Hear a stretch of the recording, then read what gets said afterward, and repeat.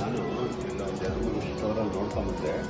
ಆದರೆ ಕಡಿಮೆ ದುಡ್ಡಲ್ಲಿ ತುಂಬ ಚೆನ್ನಾಗಿ ಅಂದರೆ ಒಂದು ಯಾವ್ದಾದ್ರು ಸಣ್ಣ ಒಂದು ಮದುವೆ ಪ್ರೋಗ್ರಾಮ್ಗಳಿಗೆಲ್ಲ ಇದನ್ನು ತೊಗೊಂಡೋಗಿ ನಾವು ಹಾಡು ಕೇಳ್ಕೊಂಡು ಆಮೇಲೆ ಅಮೌಂಟ್ ದುಡ್ಡು ಮಾಡ್ಕೊಬೋದು.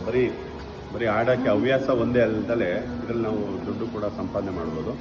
ಆಗುತ್ತೆ, ಯೂಸ್ ಆಗುತ್ತೆ. ಹವ್ಯಾಸಿ ಕಲಾವಿದರಿಗೆ, ಸಂಗೀತಗಾರರಿಗೆ ಇದೊಂದು ಸೌಂಡ್ ಬಾಕ್ಸ್ ಆಗುತ್ತೆ. ಆರಾಮಾಗಿದ್ದು ಕಡಿಮೆ ರೇಟ್ನಲ್ಲಿ ಹಾಡುಗಳನ್ನ ಆಡ್ಕೊಂಡು ನಾವು ಸಂಪಾದನೆ ಮಾಡ್ಬೋದು, ದುಡ್ಡು ಸಂಪಾದನೆ ಮಾಡ್ಬೋದು. ಆಮೇಲೆ ಕ್ವಾಲಿಟಿ ಚೆನ್ನಾಗಿದೆ, ಕಡಿಮೆ ರೇಟಲ್ಲಿ ತುಂಬ ಚೆನ್ನಾಗಿದೆ ನಿಮ್ಮ ಕಾರು. ನೋಡಿ ವೀಕ್ಷಕರೇ, ಈ ತರ ಒಂದು ಒಳ್ಳೆ ರಿವ್ಯೂನ ಕೊಟ್ಟಿದ್ದಾರೆ. ಯಾಕೆಂದ್ರೆ ಜೆನ್ಯೂನ್ ರಿವ್ಯೂ.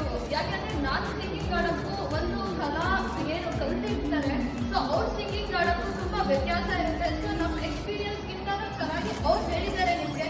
ಸೊ ನೀವೆಲ್ಲ ತಿಳ್ಕೊಂಡಿದ್ದೀರಾ ಅಂತ ಹೇಳ್ತೀನಿ.